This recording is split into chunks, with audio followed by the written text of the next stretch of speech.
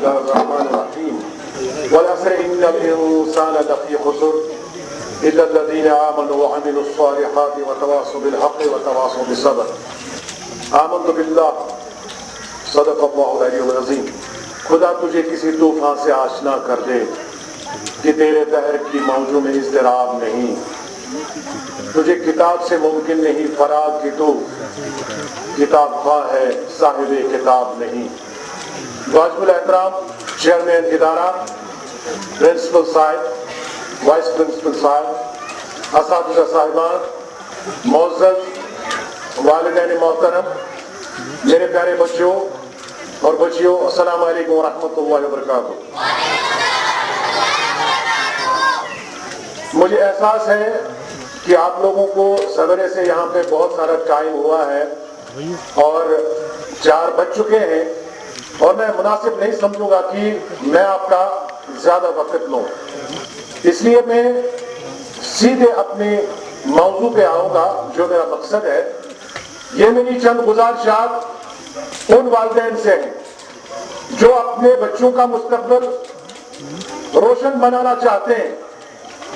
وہ چاہتے ہیں کہ ہمارے جو لخت جگر ہیں وہ عروج حاصل کریں، اور یہ ایک حقیقت ہے کہ کوئی بھی پیرنٹ، کوئی بھی والد یا والدہ کبھی نہیں چاہے گی یا چاہے گا کہ میرا بچہ یا بچی غلط راہ پہ گامزن ہو جائے۔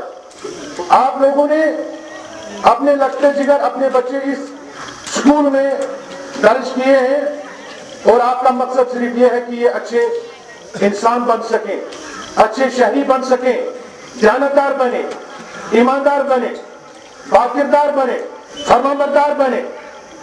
آپ نے کبھی یہ نہیں چاہا ہے کہ یہ بچے باکردار بنے، نااہل بنے، بددیانت بنے۔ کوئی والد یا والدہ کبھی یہ نہیں سوچتی، نہ چاہتی ہے نہ چاہتا ہے۔ پھر میرا سوال آپ سب سے ہے، کیونکہ میں یہاں پہ دیکھ رہا ہوں والدین کے علاوہ شاید بچوں کے بھائی بھی ہوں گے، یہاں بہنیں بھی ہوں گی، کیونکہ یہاں میں دیکھتا ہوں نوجوان لڑکیاں بھی ہیں، ہمارے نوجوان بھی بیٹھے ہوئے ہیں، ایک ہجوم ہے۔ تو میں آپ لوگوں سے سوال کرتا ہوں کہ ہم اساتذہ صاحبان سکولوں میں آپ کے بچوں کی تربیت کرتے ہیں، اللہ تبارک و تعالیٰ نے جتنی ہم نے قابلیت رکھی ہوتی ہے، جتنی صلاحیت دی ہوتی ہے، ہم اپنا فریضہ، اپنا فرض انجام دیتے ہیں، انہیں ہم اخلاقیات کا درس دیتے ہیں، انہیں ہم ایمانداری کا جذبہ ان میں پیدا کرنے کی کوشش کرتے ہیں۔ ہم چاہتے ہیں کہ یہ اچھے شہری بن سکیں، خاص کر یہ اچھے مسلمان بن سکیں، یہ بددیانت نہ بنے، یہ باکردار بنے، یہ اپنے ماں باپ کا نام روشن کریں۔ لیکن کیا وجہ ہے کہ جب آپ کے گاؤں میں، آپ کے علاقے میں کوئی ایسی فنکشن ہوتی ہے اور اس وقت ایک باپ اور ایک ماں ناکام ہو جاتی ہے اپنی بچی کو روکنے میں، جب وہ کسی شادی کی محفل میں ناچنے لگتی ہے، مجھے معاف کرنا لیکن مجھے حق آپ کہنے سے نہیں روک سکتے۔ اس میں میری بہن بھی شامل ہے، میری زوجہ بھی شامل ہے، میری پھوپھی بھی شامل ہے، میری موسی بھی شامل ہے، خاص کر یہ ان کا رول رہتا ہے، اور یہ اس وقت اپنی اس معصوم بچی کو ابھارتی ہے وہاں پہ، اور باپ تعریف کرتا ہے، وہ دیکھو میری بیٹی کتنا اچھا ناچتی ہے۔ شاید ہم لوگوں کو پہلے اپنا نظریہ ہے اس کو تبدیل کرنا ہوگا۔ ہر کوئی چاہتا ہے کہ مجھے ایک ایسی بہو ملے جو دیندار ہو، جو دیانتدار ہو، جو باکردار ہو، لیکن پھر ہمیں اس چیز کے لیے یہ کوشش کرنی ہوگی کہ پہلے ہم اپنی بیٹی کو دیندار بنائیں، پہلے اسے باکردار بنائیں، اس میں وہ اوصاف پیدا کریں، جب وہ دوسرے گھر جائے گی تو وہاں پہ اسے دعائیں ملیں، اس کے والدین کو دعائیں ملیں۔ آپ صرف ایک ٹیچر کو مورد الزام نہیں ٹھہرا سکتے، آپ یہ نہیں کہہ سکتے کہ ٹیچرز نے بچوں کو خراب کیا، ٹیچرز کو جو ہدایات ملتی ہے، ٹیچرز کو جو سیلیبس اور نصاب ملتا ہے، ٹیچر باضابطہ اس کے ساتھ انصاف کرتا ہے۔ اگر نہیں کرے گا، سرکاری سکولوں میں اس کی انکریمنٹ بند پڑتی ہے، उसको सस्पेंशन का भी सामना करना पड़ता है।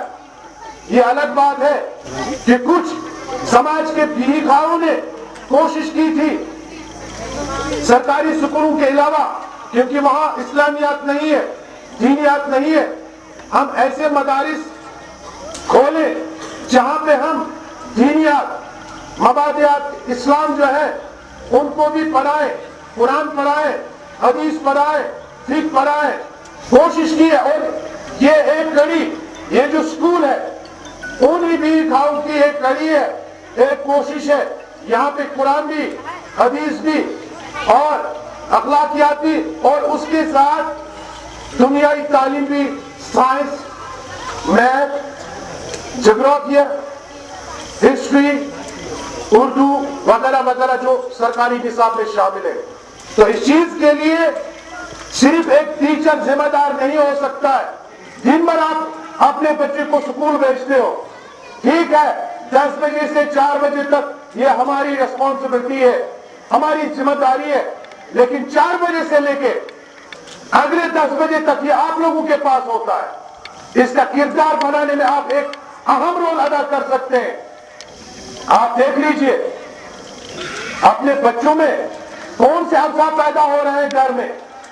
आप उनकी जो माँ है वो पहले उस्ताद है अपने बच्चे की, वो इसका ख्याल क्यों नहीं रखेगी। वो माएँ थी जिन्होंने शेख अब्दुल कादिर जिलानी अलैहि रहमत जैसे वली को जन्म दिया। वो भी माँ थी जिसने हजरत शेख हमजा अलैहि रहमत को जन्म दिया। वो भी तो माएँ थी ना।